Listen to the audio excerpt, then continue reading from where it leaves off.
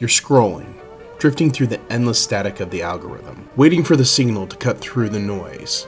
Consider, if you will, that you just found the frequency. You've just stepped off the timeline of the everyday, into the space where the forgotten history and the hidden truths finally touch down. There's the story you know, and then there's the airspace we're about to enter. Check your coordinates, because you're heading towards the landing point. Today's story, Singing Beyond the Dust. The year was 1948.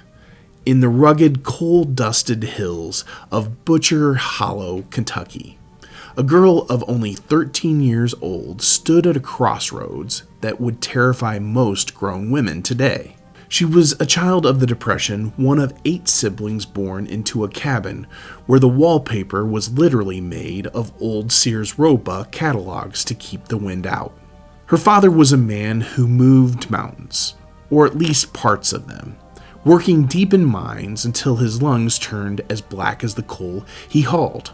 At 15, the girl met a 21-year-old soldier recently home from the war. His name was Oliver, though everyone called him Mooney because he was a running moonshiner. After a whirlwind courtship of exactly 1 month, they were married. By the time most of her peers were finished with high school and worrying about prom dresses, this young woman was a mother of 4. She had moved thousands of miles away to Washington State, living in a log cabin, scrubbing floors, and picking strawberries to keep her babies fed. She didn't have a grand ambition to be a star. In fact, she didn't even think she could sing particularly well. But Mooney heard something in her voice while she was humming around the kitchen. On their anniversary, he didn't buy her jewelry or a dress. He walked into a local music store and bought her a $17 harmony guitar. She taught herself to play, sitting on the porch between loads of laundry. She started writing down her feelings, not about rolling hills or grand romances, but about the grit of marriage, the sting of the other woman, and the pride of being a coal miner's daughter. When they finally cut a record on a tiny independent label, they didn't have the PR team or radio plugger.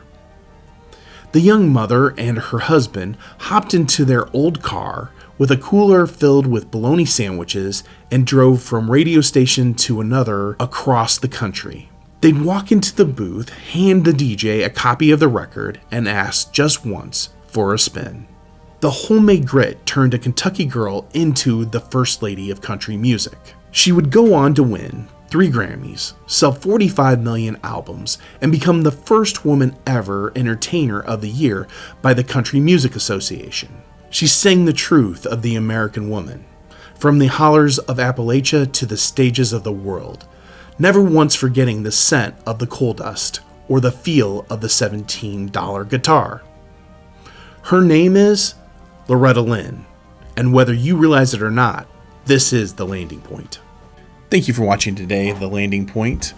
Our stories come out Monday through Friday at 10 a.m. Central Standard Time, so you can always catch our latest story.